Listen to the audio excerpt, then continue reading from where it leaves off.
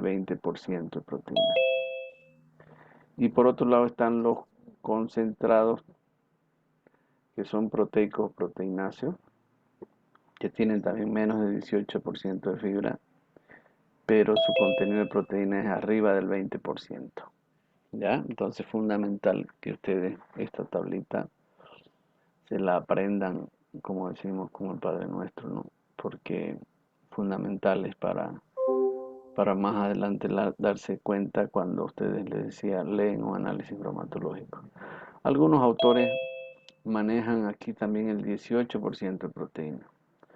La mayoría maneja 20%, pero si por ahí se topan alguien que dice que toma como parámetro 18%, es válido, ¿no? Es válido.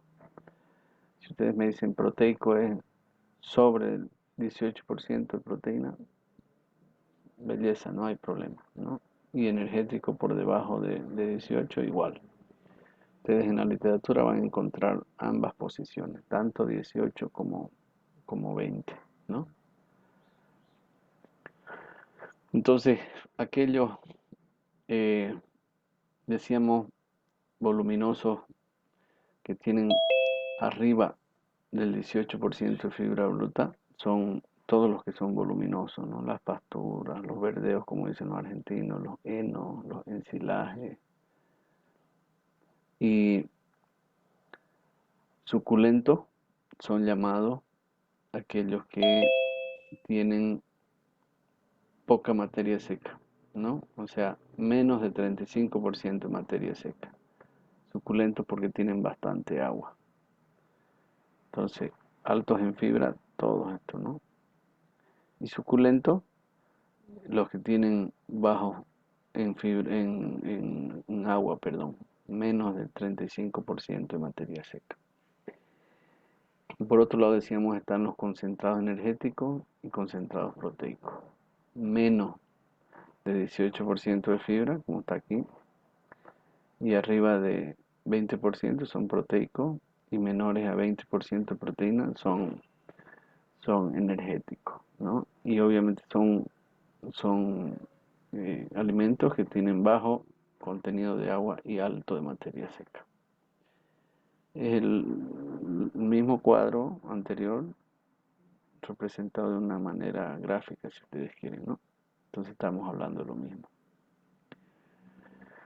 Bien, yo les dije que en el análisis de Wende fue muy criticado, ¿no? Si ustedes se recuerdan el lunes que hablamos de ello, fue muy criticado porque cuando hacían le metían el ácido y el álcali nuevamente a esa muestra, eh, acarreaba pues algo de celulosa y algo de hemicelulosa fundamentalmente, ¿no? Se lo llevaba con los azúcares, con los almidones, fructanos y pectinas, se lo llevaba. Y quedaba como residuo parte de la fibra, generalmente lignina. Entonces fue muy criticado por eso el, el análisis, ¿no? Pero es que sigue vigente hasta ahora. Y principalmente es criticado fundamentalmente cuando se trabaja con muestras de forraje, porque los forrajes son ricos en fibra. Los concentrados no hay problema, ¿no? Entonces este señor dice, bueno, no, vamos a trabajar directamente sobre la pared celular. A ver qué hay, ¿no? Entonces desarrolló otra, otra metodología, otra técnica para determinar estos tres, ¿no? Separados. Y no como en el anterior que le daba fibra bruta por los tres, pero no sabía cuánto había de cada uno. Entonces, en su curiosidad, este señor trabaja con esta fracción de pared celular. Y este señor es un holandés de apellido Van Soest, ¿no? Entonces dice, bueno, agarra todas las otras todos los otros procesos para proteína, para grasa, ¿no? Para ceniza, todo es exactamente lo mismo que el anterior sistema, que el Wende. Solamente lo que le interesa es trabajar sobre la fibra. Entonces, Doctor, ¿qué una hace? consulta, Sí, perdón que le adelante, interrumpa. adelante. Eh, ¿La diapositiva está en la plataforma o Sí, es directamente comprarnos el libro?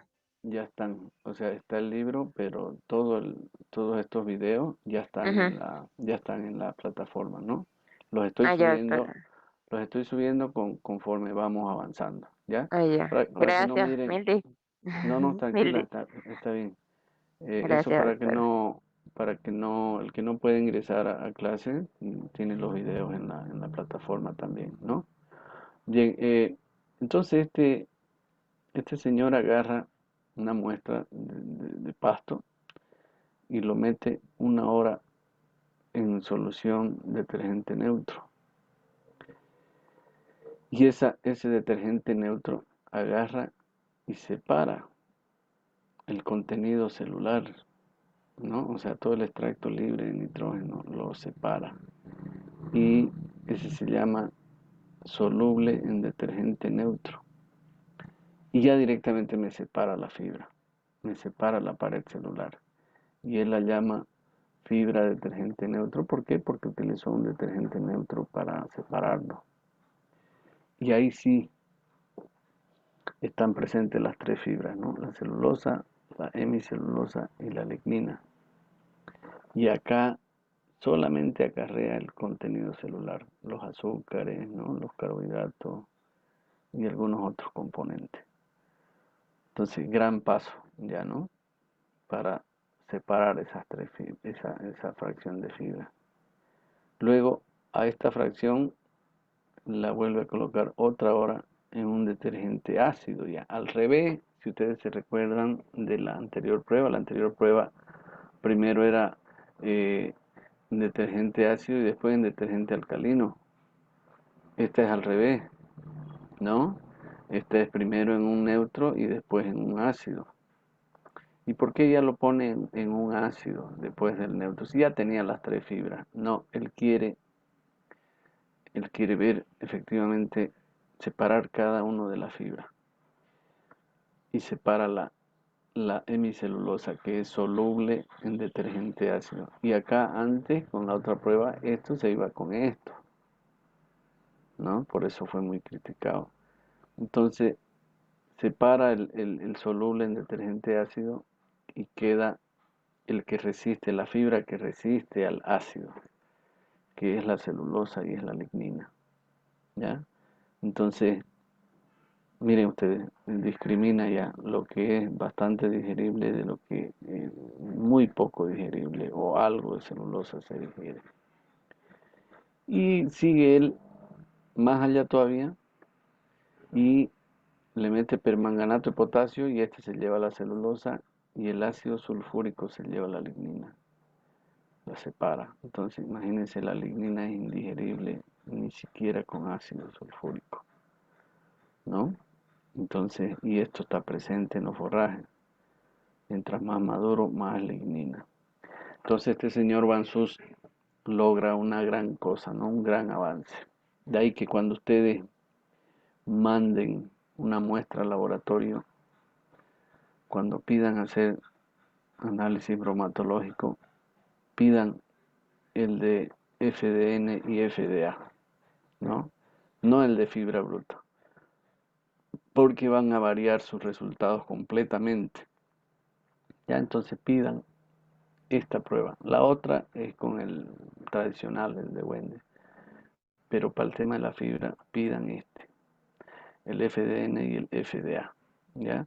Porque esto es lo que nos interesa saber, cuánto en verdad de fibra tiene ese forraje, cuánto es neutra y cuánto es ácida, ¿ya? Para dar el valor real en bromatología. Entonces acá tienen ustedes el mismo esquema de una manera gráfica diferente, pero es lo mismo, ¿no? El detergente neutro se lleva el contenido celular y queda la pared celular, ¿no? Las tres, celulosa, hemicelulosa y lignina. Y algunos otros componentes que son resistentes también. Luego, para separar estas tres fibras, le mete el ácido y se va la hemicelulosa por un lado y queda lo insoluble, que es la lignina y la celulosa, llamada FDA. Esto de acá es FDN, ¿no? Fibra detergente neutro. Esto es fibra detergente ácido. Le decía, le mete el permanganato y el ácido y se va a ir el soluble, que es la celulosa, y el indisoluble, que es la lignina, se va con el ácido sulfúrico. Y ya tienen las tres fibras separadas. ¿Cuánto hay de cada uno? Entonces, este análisis se llama el análisis de Van Sust, ¿no? No se olviden. Solamente trabaja con la pared celular. Y ahí decíamos por qué la importancia de separar los componentes, tanto lo que está en el contenido celular como lo que está en la pared celular. Porque en el contenido celular están los componentes de altísima digestibilidad. Azúcares simples, disponibilidad total. El almidón lo mismo, las pectinas también. Los lípidos, las proteínas, el nitrógeno no proteico y algunos otros ácidos son de disponibilidad alta. Entonces esto es lo que está dentro de la célula vegetal. Y lo que protege esa célula vegetal es la pared celular, donde están las tres fibras, ¿no? Las tres fibras, se llaman fibra detergente neutro, hemicelulosa, celulosa y lignina. Algunas fracciones de nitrógeno se fusiona o se lignifica. Hay nitrógeno que se lignifica. Y hay algunas proteínas que son insolubles. Ustedes saben que no hay proteína del 100% de solubilidad. Entonces se unen a estos componentes, pero son mínimas fracciones. Entonces el soluble en detergente ácido es la hemicelulosa, parcialmente digerible. Pero en el otro método se iba con esto, se iba para arriba. Y no es de solubilidad alta, es de solubilidad parcial. Y por supuesto lo que más nos interesa saber el fibra detergente ácido, porque ahí está la celulosa y la lignina, que la celulosa también tiene su fracción digerible, pero menor que la hemicelulosa. Y fundamentalmente nos interesa la lignina, que es indigerible, ¿ya? De ahí la importancia de ese análisis complementario a la pared celular. La pectina, como habla, es un componente de la pared celular, pero es bastante digerible, por eso es que se va con el detergente neutro. Eh, y las proteínas insolubles no se van con el detergente neutro, porque van ligadas, decíamos, a la fracción de fibra, ¿no? De muy poca disponibilidad. Finalmente son proteínas porque llevan nitrógeno, ¿no? Lo mismo que el nitrógeno que se fusiona a la lignina y ese sí se torna indigerible porque va a la lignina, bien se prende ahí, se suelda con la lignina. Bien, entonces eh, ese es el otro análisis que yo quería mostrarle complementario al de Wende. Y ustedes vean aquí cómo influye el contenido, les decía, de fibra detergente ácido y fibra detergente neutro en lo que se refiere a la digestibilidad de la materia seca. Entonces, y de acuerdo a esa digestibilidad y consumo, internacionalmente se le asigna puntuaciones de calidad o estándares de calidad. Un ryegrass, que ese es un pasto del hemisferio norte, no lo tenemos acá, salvo en Argentina, Uruguay, bien en la parte sur. Y da en días de 28, después del último corte, tiene 24% de fibra detergente ácido sobre la materia seca, bajísimo. Y tiene un total de 49% de fibra detergente neutro. Miren su digestibilidad, 70%, altísimo. Entonces, al tener alta digestibilidad, el consumo de parte de los animales es alto. Es 2.44% sobre su peso vivo. Entonces, ese le da un valor referencial forrajero de 132, que lo ubica en un estándar de calidad de número 1 en la forrajera, ¿no? Tiernito, un pasto tiernito. Está el 132 entre 125 y 151, lo ubica como número 1. Luego tenemos un pasto kikuyo que es parecido al Taiwán, ya un poquito más viejo que este. Ya este es pasto tropical. Miren, ustedes va subiendo su fibra ácida, mucho más su fibra neutra. Por eso su digestibilidad va bajando. Al bajar su digestibilidad, el consumo también eh, por parte de los animales en función a su peso baja también. Y su valor referencial forrajero baja, lo cual lo situamos en un estándar 3, ¿no? Tiene 90, casi 97 y este es del 87 al 102. También esta estrella tiene 30 días después del último pastoreo, del último corte, poquito más fibra que el ácida que el kikuyo, poquito más fibra neutra también, siempre van relacionados, ¿no? Si es alta la ácida, es alta la neutra.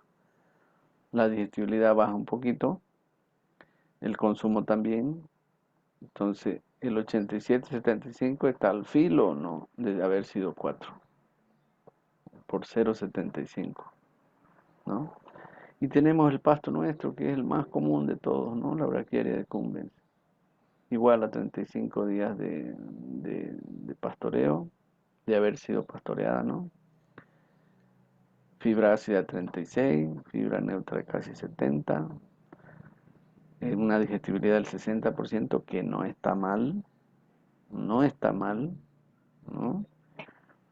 Pero esa baja digestibilidad hace de que su consumo de parte de los animales baje también, ¿no? Por digerir la fibra está más tiempo en rumen. Si ustedes se recuerdan, en nutrición hablamos bastante de lo que es consumo, ¿no? Y cómo influye el tenor de fibra sobre la digestibilidad. Entonces esta se coloca en estándar número 4, ¿no? Porque justamente su puntuación es esta, ¿no? Y así, mientras más viejos los pastos, más contenido de fibra ácida y fibra neutra. Entonces sus estándares van a ir bajando. Fundamental, por eso le digo que en pasturas ustedes pidan este análisis, fibra ácida y fibra neutra. ¿Ya? ¿Y por qué esa explicación de las dos pruebas, de las dos anteriores pruebas? Hemos dicho que ceniza, grasa, proteína bruta, eh, en Wende lo hace, ¿no? Y hace su propia determinación de extracto libre de nitrógeno y de fibra bruta. Entonces, me lo infla. Miren ustedes, me da apenas 25% de fibra bruta y 47% de extracto libre de nitrógeno. O sea, lo más digestible tendría que estar aquí.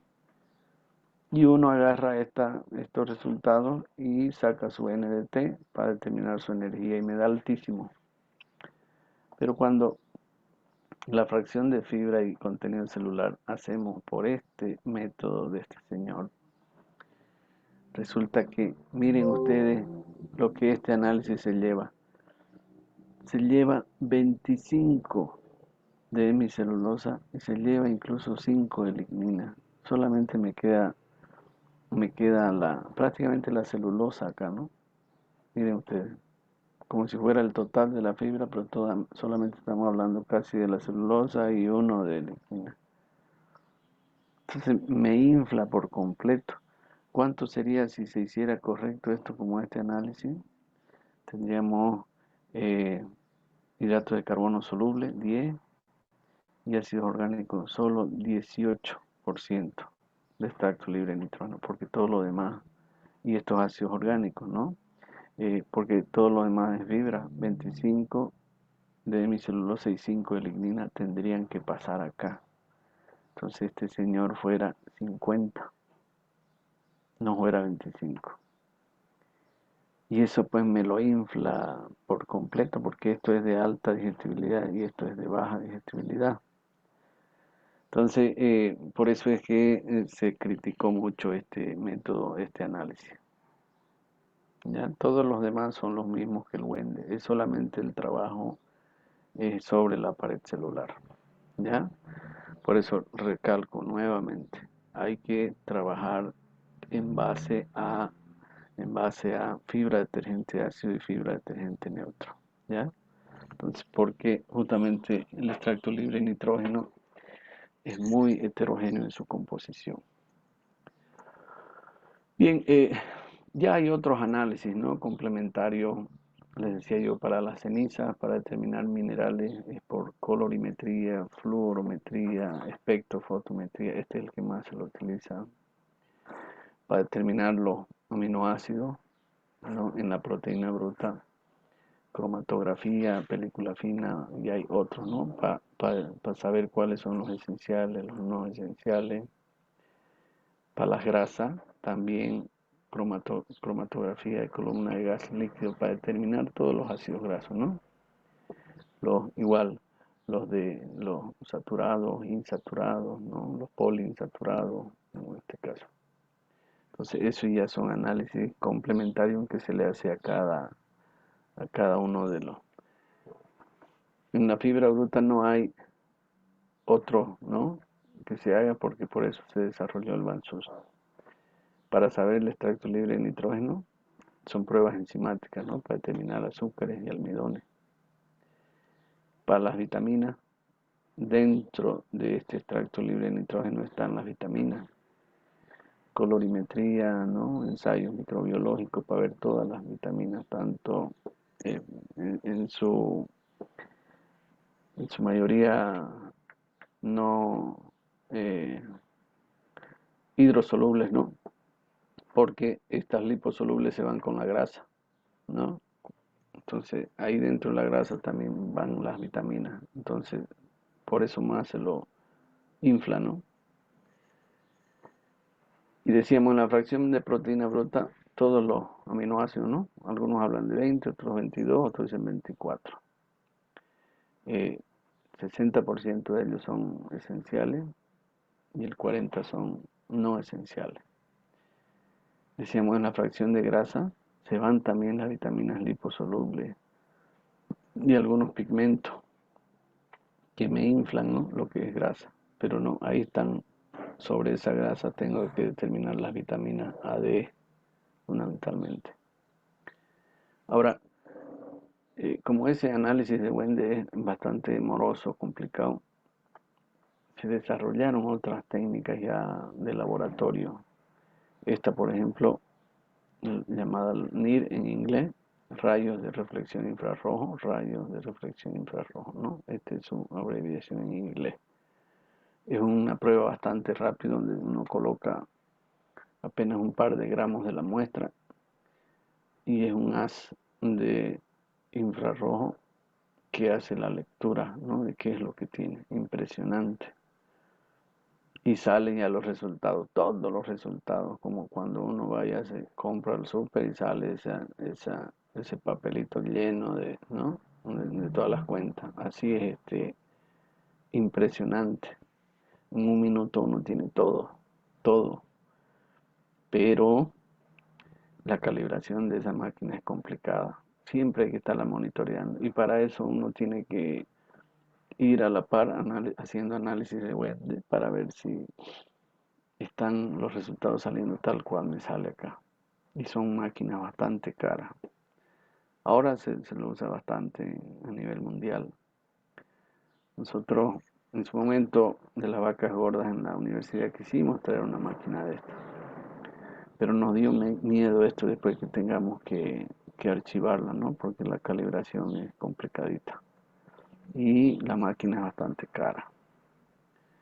Bien, entonces con los análisis se hace base de datos, ¿no? A nivel internacional. Se utiliza mucho el porcentaje, se utiliza partes por millón, se utiliza miligramos por kilogramo, partes por billón, microgramos por kilo, ¿no?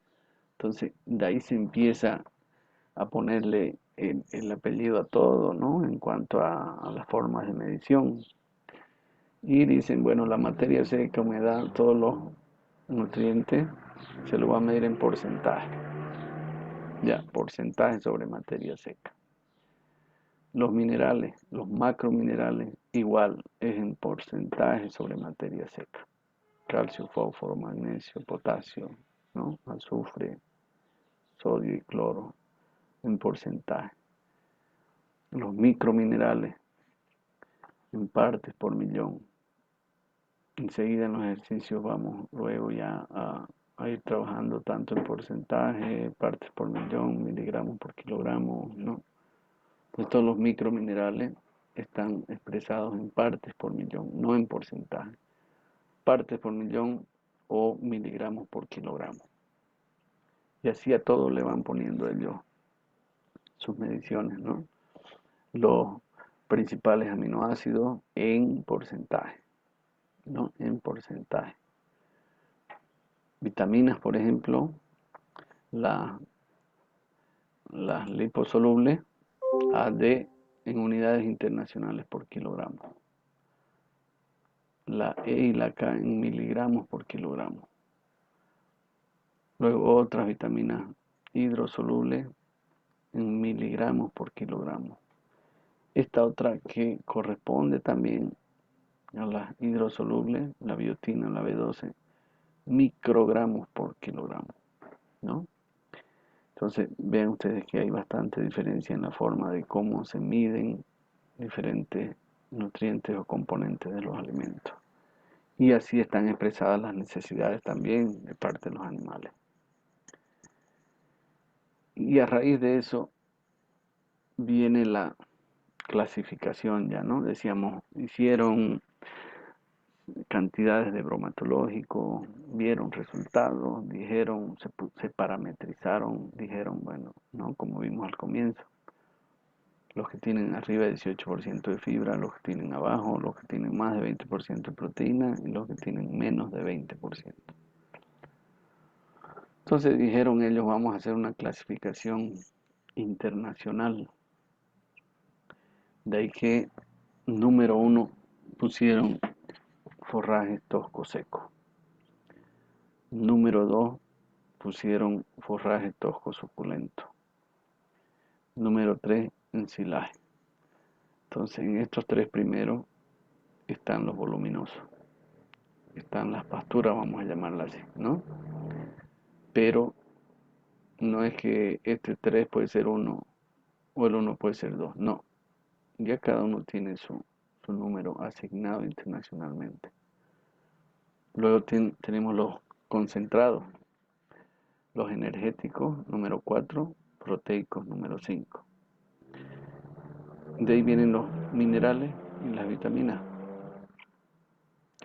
Como número 8 están los aditivos, que son compuestos que se utilizan en la alimentación animal para, en muchos casos, para preservarlo, ¿no? En otros casos para prevenir de su oxidación, de su, ¿no?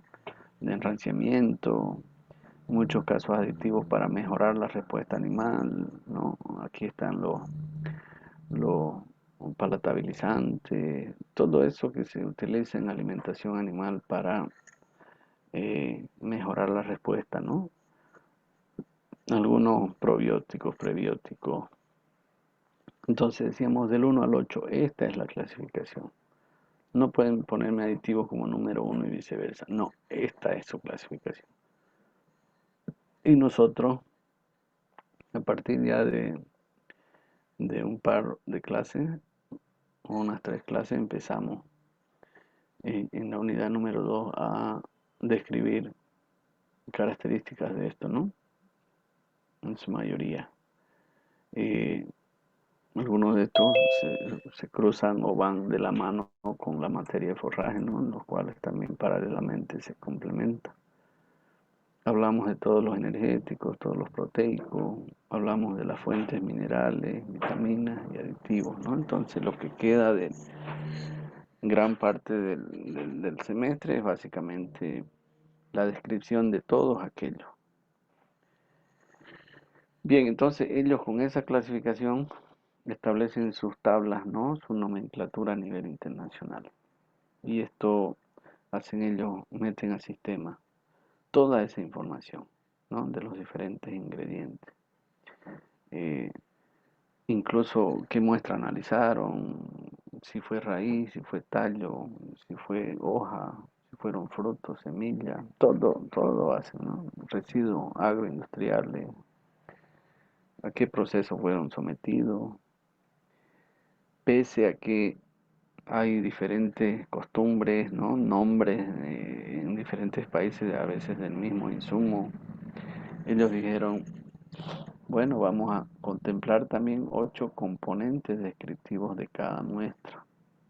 No lo que yo les mostré antes, no, sino que de cada muestra tiene 8 componentes descriptivos. Cuando ustedes mandan al laboratorio, hay 8 cosas que deben llenarse. Generalmente no se hace, ¿no? Pero debería en todo caso. Entonces uno manda la muestra con su nombre común, nombre científico, qué parte es el que está mandando, proceso al que se ha sometido, si tiene, ¿no?, algún subproducto, si es un pasto, qué sé yo, la edad, cuántos cortes ha tenido, su grado de calidad, como habíamos dicho antes, ¿no? Eh, el valor forrajero referencial y el grupo al que pertenece, del 1 al 8 del anterior, ¿no? De ese. Entonces, pero como les digo, uno no hace todo esto, ¿no? El nombre común, la parte analizada, por ahí esas cositas básicas las coloca en el rótulo, ¿no?, de la muestra. Y ellos tienen, por ahí ustedes cuando leen van a encontrar códigos de esa, y aquí, y del por qué salen esos códigos. Miren ustedes, un ejemplo. Al sorgo Sudán, heno, este es un voluminoso. ¿Y por qué heno? Está libre de humedad casi en su totalidad. Entonces un voluminoso y es un energético también, porque tiene menos de 20% de proteína. Entonces, uno, si ustedes se recuerdan acá, forraje tosco seco. El heno es prácticamente seco, entonces lleva el uno por delante.